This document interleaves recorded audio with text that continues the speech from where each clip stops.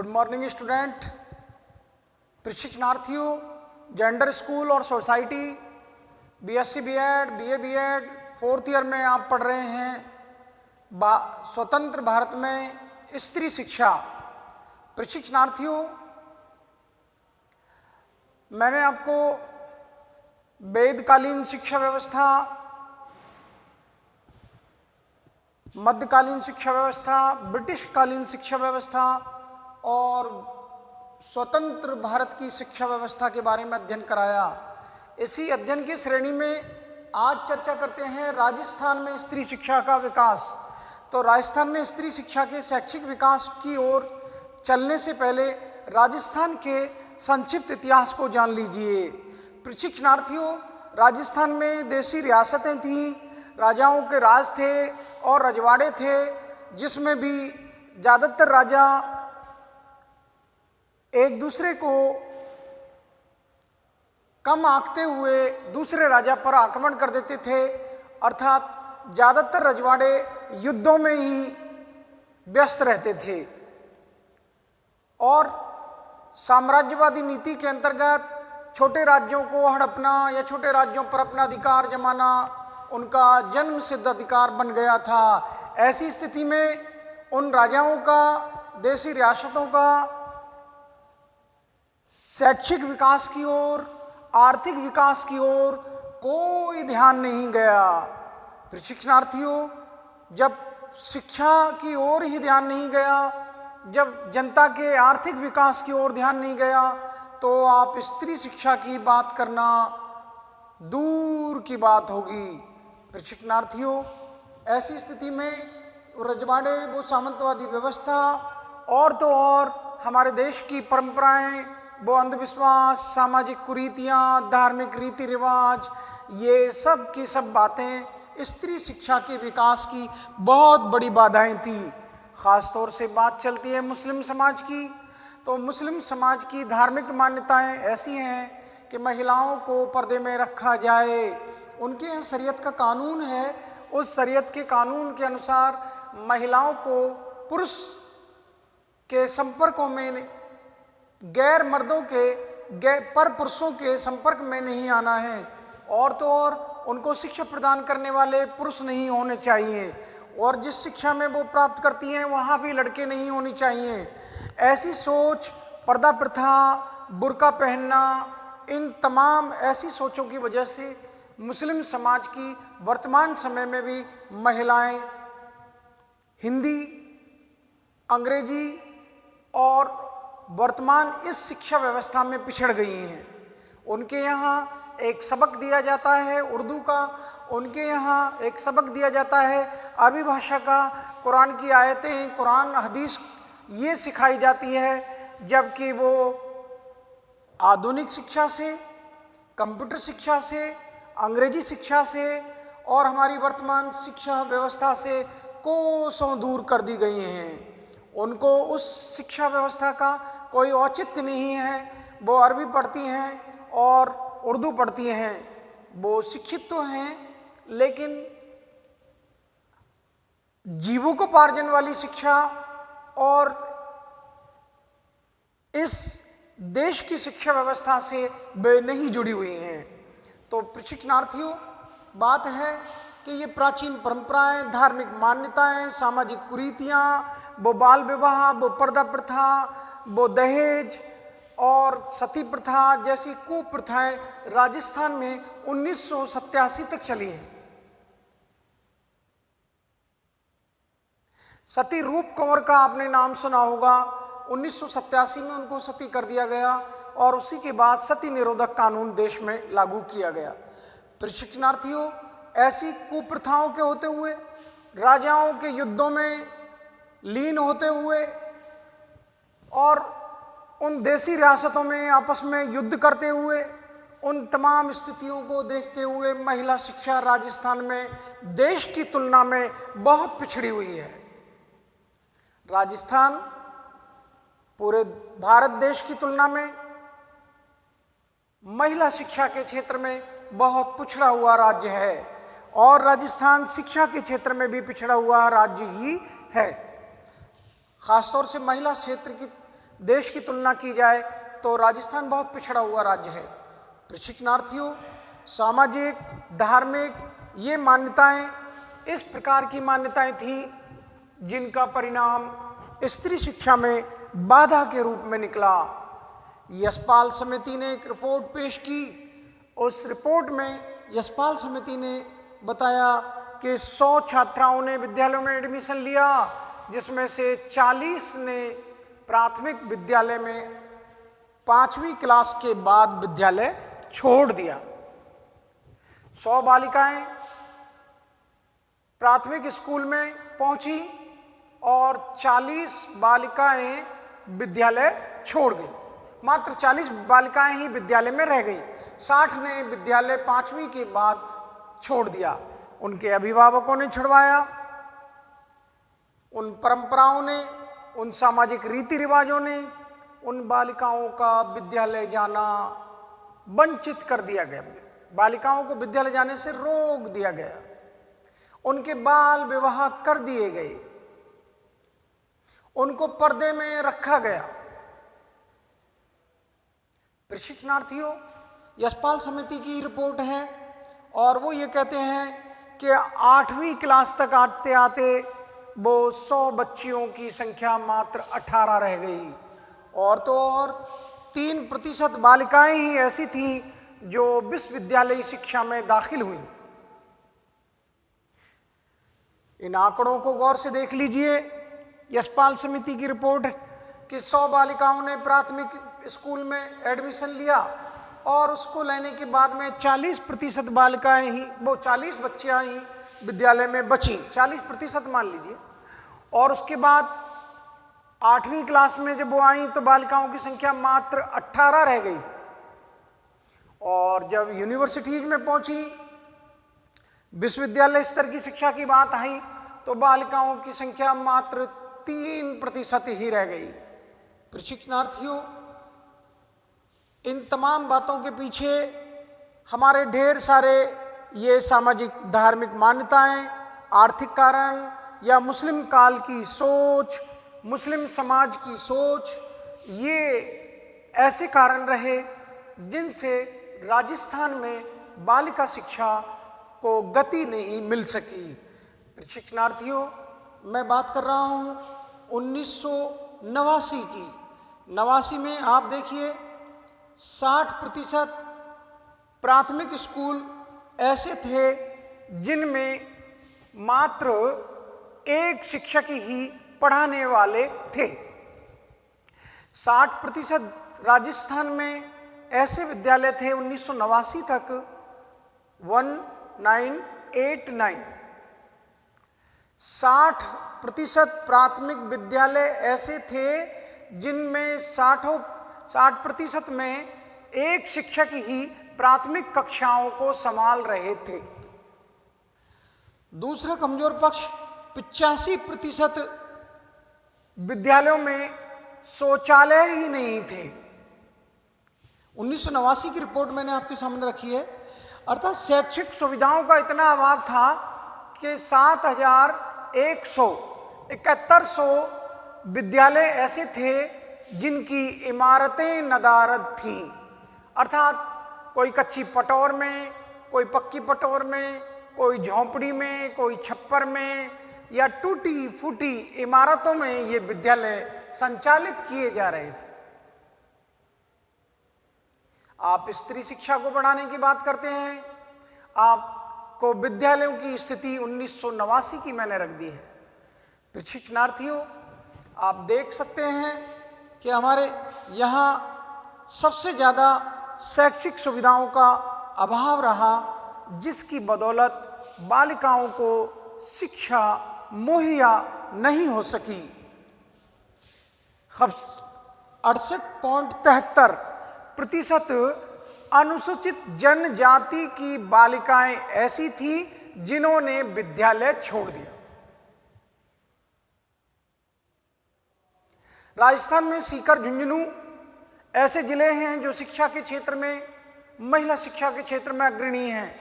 राजस्थान के उदयपुर को ही ले लीजिए। उदयपुर में भी शहरी क्षेत्र में और ग्रामीण क्षेत्र में आपको अंतर देखने को मिल जाएगा। शहरी क्षेत्र में बालिकाओं का अनुपात अच्छा है, जबकि ग्रामीण क्षेत्र में शिक्षा प्राप्त करने वाली बालिकाओं की संख्या बहुत कम है।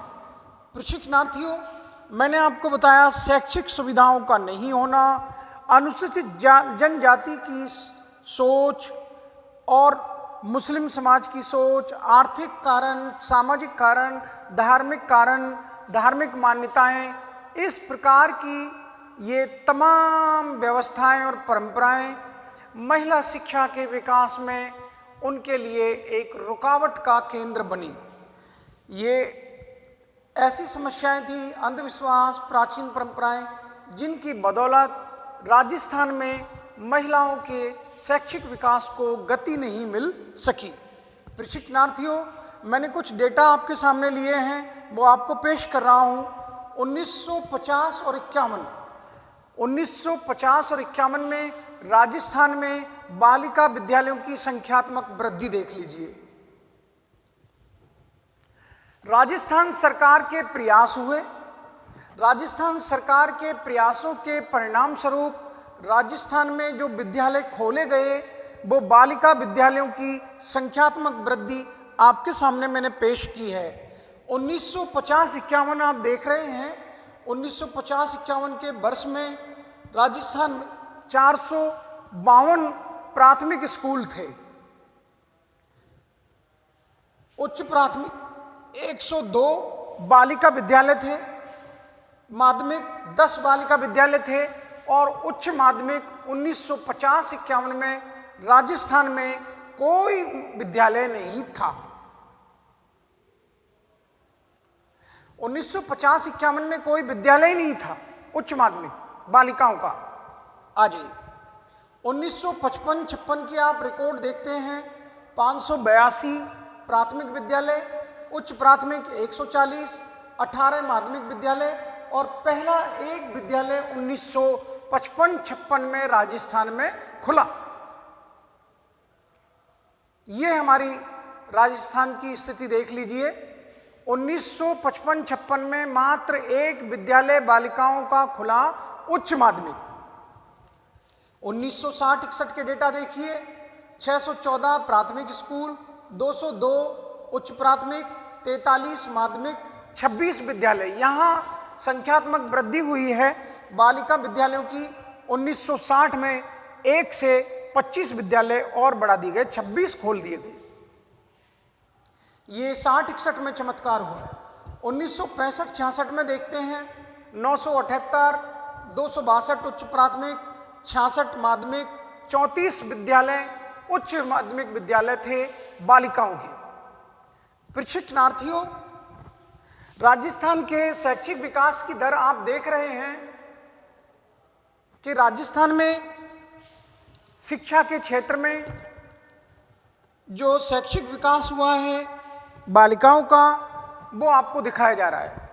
1968-69 के आंकड़े आप देखते हैं, 1026 प्राथमिक विद्यालय बालिकाओं के, 263 यानी कि उच्च प्राथमिक एक विद्यालय खुला है 1968-69 में, और 135 माध्यमिक विद्यालय। तो 34 की 34 ही संख्या रही ये 1968 से 69। 1970-71 में आते हैं 1107 प्राथमिक विद्यालय, 263 स्थिति वही है सेम, 133 दो घटा दिए गए, उधर बढ़ोतरी कर दी, 42 विद्यालय उच्च माध्यमिक थे बालिकाओं के। 1973-74 के आंकड़े हैं 910 प्राथमिक विद्यालय, 604 उच्च प्राथमिक विद्यालय, 142 माध्यमिक विद्यालय और 61 उच्च माध्यमिक विद्यालय छात्राओं के, बालिकाओं के राजस्थान में थे। 1973-74 तक के ये आंकड़े हैं। और मैंने आपके लिए बताए 1991 में आते हैं। आप देखिए राजस्थान में 63.86% पुरुष साक्षरता थी। राजस्थान की साक्षरता है 1991 63.86% पुरुष साक्षरता राजस्थान की, और राजस्थान में महिला साक्षरता 39.42% थी 1991 में। आप देखिएगा 2011 के भी आंकड़े हैं मेरे पास। 2011 में राजस्थान में 47.76% महिलाएं साक्षर थी और 65.46 पूरे देश में साक्षर हैं। 2011 की जनगणना के अनुसार राजस्थान में 47.76% महिलाएं साक्षर हैं और देश में हैं साक्षर 65.46%।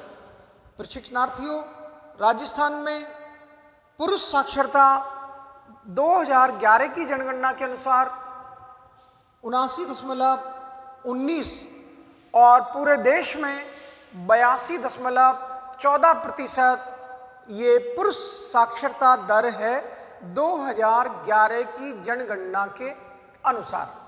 प्रशिक्षणार्थियों, आप देख रहे हैं कि राजस्थान में लिंगानुपात भी कोई उचित नहीं है। राजस्थान में अगर लिंगानुपात की बात करते हैं तो आप देखते हैं 1000 पुरुषों पर 926 2011 की जनगणना के अनुसार राजस्थान में 1000 पुरुषों के पीछे 926 अर्थात 1000 पुरुष अनुपात 926 महिलाएं। पंजाब का पूरे भारत में सबसे कम है 1000 पुरुष अनुपात 893 महिला। तो अगर हम अपने आंकड़ों को देखें तो 893 और 926 कोई ज़्यादा अंतर नहीं। आप देखते हैं कि ये 34 की संख्या 33 की संख्या का अंतर आ रहा है, तो कोई इतना बड़ा अंतर नहीं है कि 926 हैं और यहाँ 93 हैं। तो ये 33 की संख्या का जो अंतर आ रहा है कोई ज़्यादा बड़ा अंतर नहीं है। हम भी लिंगानुपात में पिछड़े राज्यों की ही श्रेणी में हैं। प्रशिक्षणार्थियों, ये आंकड़े, ये डेटा जो मैंने आपको बताया उसमें आपने देखा 1973-74 में क्या 6 वर्ष से लेकर 11 वर्ष तक की आयु की 18.4 लाख बालिकाएं की संख्या थी। राजस्थान में 1973-74 में 6 वर्ष से लेकर 11 वर्ष तक की उम्र की बालिकाओं की संख्या 18.4 लाख थी, जिसमें से विद्यालयों में जिन बालिकाओं का दाखिला कराया गया, एनरोलमेंट कराया गया, नामांकन हुआ, वो 4.7 लाख बालिकाओं का दाखिला हुआ या विद्यालय में नामांकित थी, जो कि 18.4 लाख का 25.5% ही बनता है। प्रशिक्षणार्थियों, ये 4.7 लाख बालिकाओं ने जो विद्यालय में एनरोलमेंट कराया, वो विद्यालय जाने वाली बालिकाओं की उम्र 6 से 11 वर्ष की संख्या तो थी 18.4 लाख और विद्यालय पहुंची हैं मात्र 25.5%। तो ऐसी स्थिति में आप देखते हैं बालिका शिक्षाएं की जो स्थिति राजस्थान में नजर आ रही है वो एक पिछड़े रूप में ही है।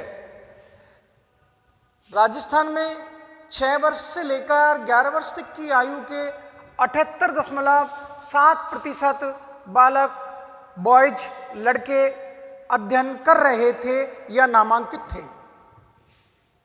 बालिकाएं कितनी है? 4.7 अपनी आबादी के अनुसार।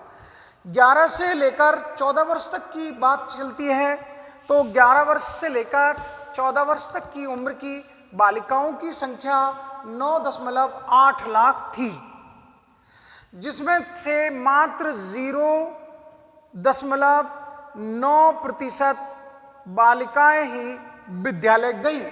इसका मतलब ये है कि 9.2% बालिकाओं ने ही शिक्षा प्राप्त की। अंतर की ओर चलते हैं तो ग्रामीण और शहरी क्षेत्र में भी बहुत बड़ा अंतर हमको स्पष्ट रूप से दिखाई देता है। प्रशिक्षणार्थियों, जैसा कि मैं आपको पहले बता चुका हूं कि राजस्थान में स्त्री शिक्षा, आपने बालिका शिक्षा, बालिका विद्यालयों की संख्यात्मक वृद्धि के बारे में पढ़ा। राजस्थान सरकार के प्रयासों को भी मैंने पढ़ाया और राजस्थान में स्त्री शिक्षा की समस्याओं को भी आपको बताया और वो समस्याएं ये थी। उसके बाद राजस्थान के ग्रामीण और शहरी क्षेत्र में भी अंतर देखने को मिला। वो अंतर है कि ग्रामीण क्षेत्र की 15% लड़कियां ही विद्यालय जा रही थी,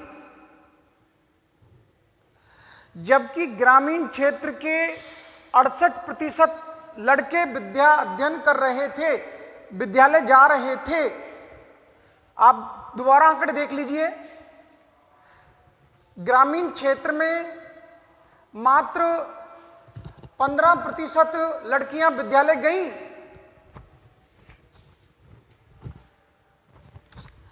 ग्रामीण क्षेत्र की मात्र 15% बालिकाएं ही विद्यालय गईं और उसी ग्रामीण क्षेत्र के 68% बॉयज लड़के विद्यालय जा रहे थे। शहरी क्षेत्र में अंतर देखिए।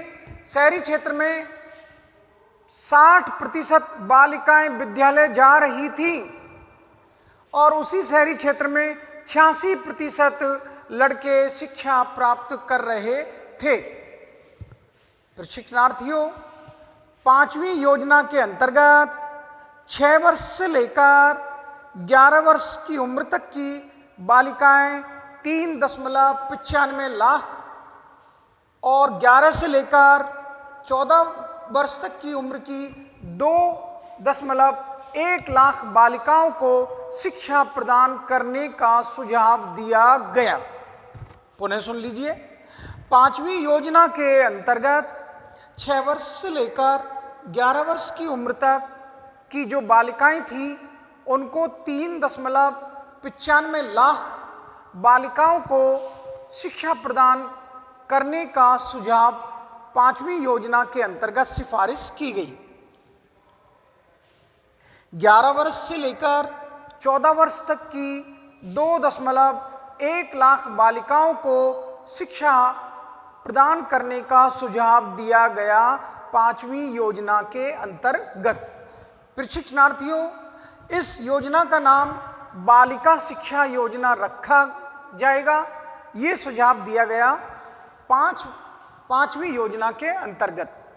प्रशिक्षणार्थियों, ये सुझाव भी दिया गया कि प्राथमिक विद्यालय में 3-4 महिला शिक्षिकाओं की नियुक्ति की जानी चाहिए, अर्थात 3-4 अध्यापिकाओं का होना अनिवार्य किया गया। ये सुझाव दिया गया कि 3-4 अध्यापिकाएं हों तो बालिकाएं अधिक मात्रा में विद्यालय आएंगी और उनके अभिभावकों को, उनके माता पिताओं को चिंता भी नहीं रहेगी, क्योंकि उनको यह एहसास होता रहेगा कि उस विद्यालय में जहां उनकी बेटी जाती है, जहां उनकी बहन जाती है, वहां बालिकाओं को पढ़ाने के लिए महिला शिक्षिका हैं। अंडरस्टैंड? प्रशिक्षणार्थियों, राज्य सरकार के प्रयत्नों से ये सरकार की योजनाओं को फलीभूत करने के लिए राज्य सरकार प्रयत्नशील है। आप अंतर देख रहे हैं शहरी और ग्रामीण क्षेत्र, तो आपको शिक्षकों का अंतर भी स्पष्ट रूप से दिखाई दे रहा है। शहरों में पढ़ाने वाले शिक्षक 2 शिक्षक हैं पुरुष, तो वहाँ 2:1, 2 पुरुष शिक्षक हैं शहर में तो 1 महिला भी मिल जाएगी शिक्षक के रूप में। ठीक उसी प्रकार से ग्रामीण क्षेत्र में आप इस अंतर को देखते हैं तो 12 पुरुष हैं, अनुपात 1 महिला का है। 12:1। 12 पुरुष पढ़ाने वाले हैं शिक्षक, तो 1 महिला शिक्षिका है ग्रामीण क्षेत्रों में। प्रशिक्षणार्थियों, इन अंतरों को मिटाने के लिए और इस स्त्री शिक्षा को मुहैया कराने के लिए राजस्थान में स्त्री शिक्षा के विकास को जो गति मिली है वो उसको मैंने आपको स्पष्ट किया।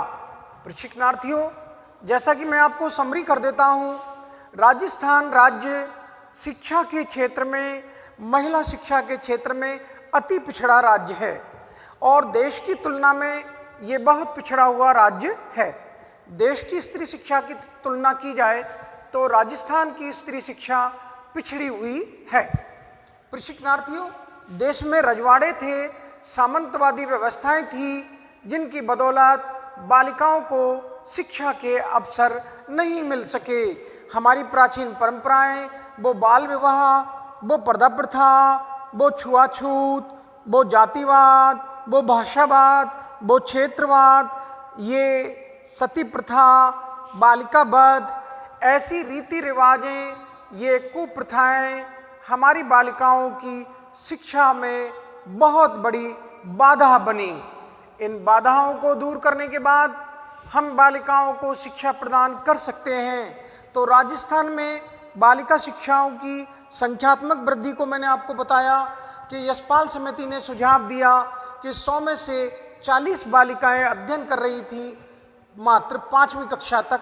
जो 100 बालिकाओं ने दाखिला लिया, एडमिशन लिया, और वो 60 ने विद्यालय 5वीं क्लास आते आते छोड़ दिया।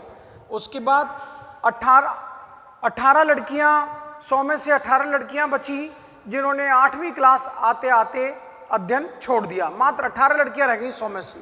तो मैं समझता हूँ 82 ने 82 ने विद्यालय छोड़ दिया। 3% बालिकाएं ऐसी बची जो विश्वविद्यालय तक ही पहुंच पाई, विश्वविद्यालय शिक्षा प्राप्त करने की।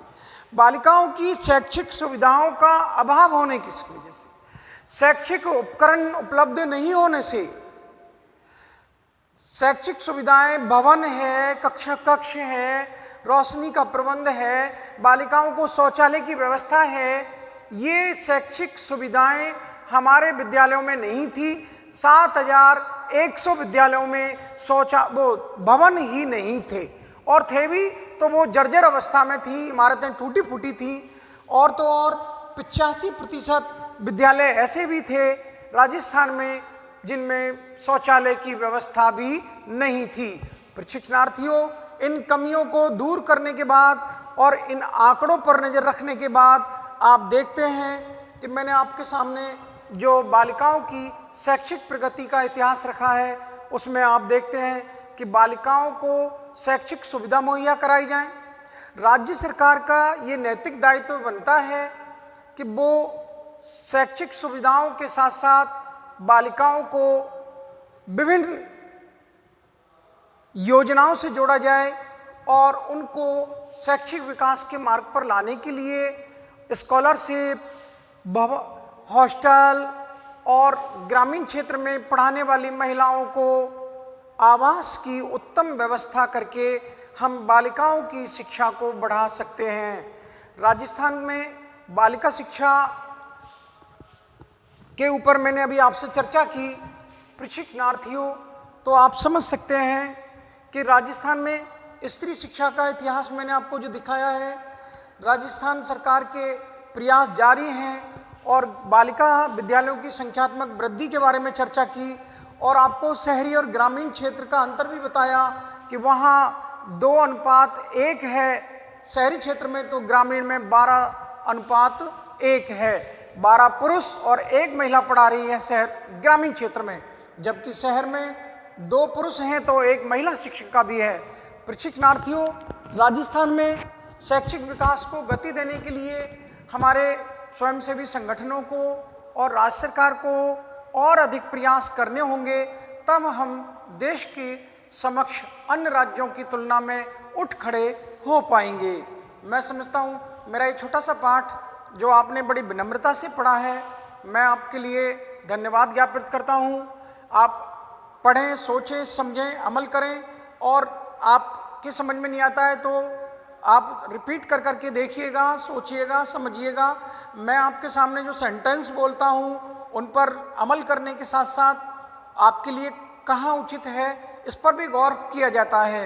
आपके तमाम सुझाव जो हमें आएंगे वो सराहनीय हैं।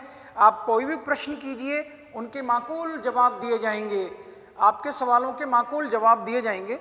आप प्रश्न कीजिएगा, सवाल कीजिएगा। आप जितने सवाल कहेंगे आपके लिए अच्छा ही होगा, आपको सीखने को चांस मिलेगा। और मकसद यही है कि बालिका शिक्षा को बढ़ाया जाए और देश में शैक्षिक अवसरों की समानता को कायम रखा जाए। मैं आपके लिए, पूरी कक्षा के लिए, जिन लोगों ने मेरा ये पाठ पढ़ा, सुना, समझा, सभी के लिए पुनः धन्यवाद ज्ञापित करता हूँ और आपके लिए थैंक्स टू यू। ओके।